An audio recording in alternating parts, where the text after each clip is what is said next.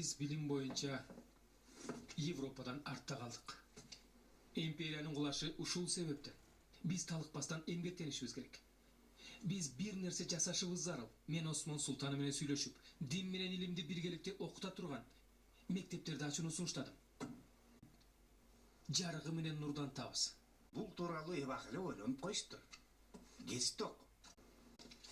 Британиянын колониялар иштери боюнча катчысы Куранды колго алып мындай деп айтыптыр. Куранды мусулмандардан тартып алмайынча биз аларды жеңе албайбыз.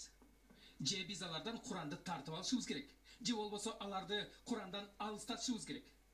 Аларды ушундай абалга алып келишибиз керек. Куранды окуп жатканда алар маанисин түшүнбөшү керек.